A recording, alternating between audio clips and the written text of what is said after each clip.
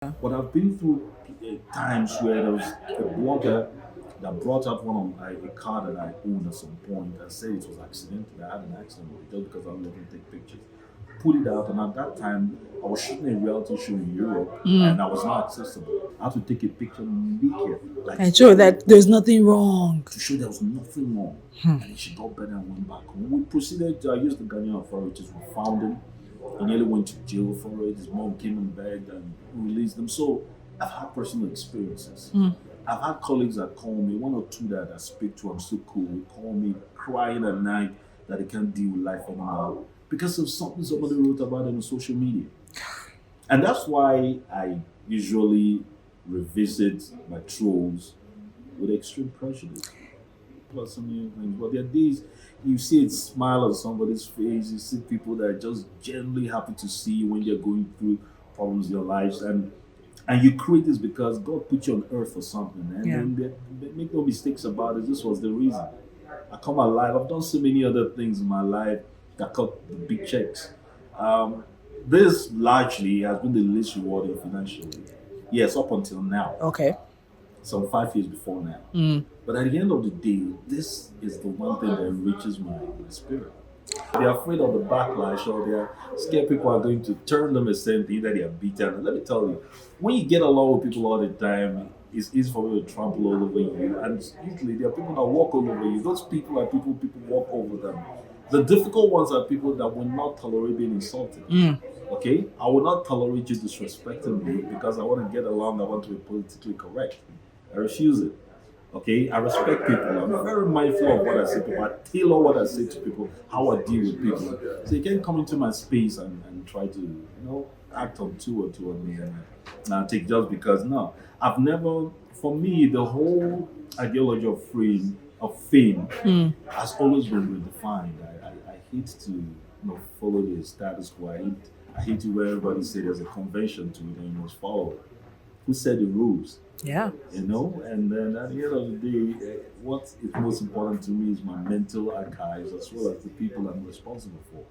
So if I'm not in order, a whole chain of people are going to suffer for it. So I owe myself the responsibility of protecting and preserving myself first before I cater to your whims and caprices. I like it. Yeah, so it's the truth. And so this was it. So when people were, yeah, it's easy to profit from these things. I could have Yeah. made a slapstick comedy like everybody's doing, run to these theaters, pull out 300 million.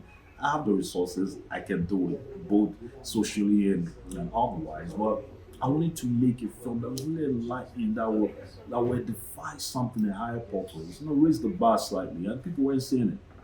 So one night I conceived it. I swear, one night I conceived it. I'm saying, you know what? This is what they expect. This is what they will cater for. They will glorify violence, extremism, Yes. and controversy easily. I'm going to create a skit to this end. I ran it by 3 or 4 people, very smart dudes around me, and they're not black people. Just so that I would try a different propensity, thought propensity, race, a different creed. And they all said, dude, there'll be a backlash, but there's nobody else that's better built to handle it than you. I agree.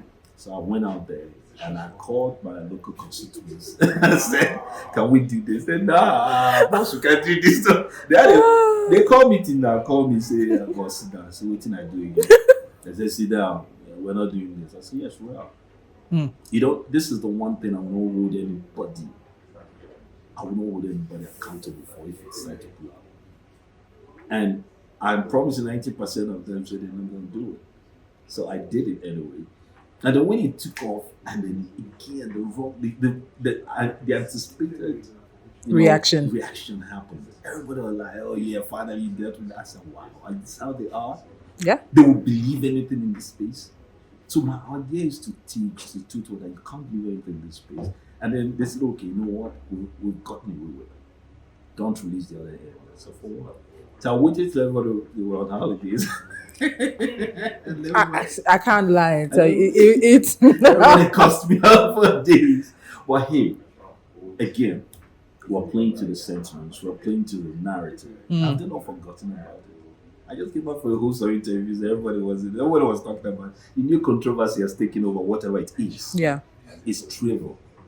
It's a pseudo word. It's surreal. Do not vest your interest, your purpose, your life ambitions there. Stay on your lane. It's unclogged. It's traffic free. Or that lane, everybody is full of traffic. You're trying to be everybody else. God didn't design us to be the same. So that space glorifies the uniformity that is adverse to God's creation. So you can't be there trying to be like this, playing up to the Joneses. No. God designed you to think for yourself, to caution status quo, narration, force conversations here and there. That's what, as a filmmaker, what other art form do I have to express it? To express that, yeah. You know? Yeah. So I can't come out and say I'm counting my naira and come. If I do it right, I'll get the money returned. I've always had. You know? I agree. It was interesting. Thank you so much, Jim.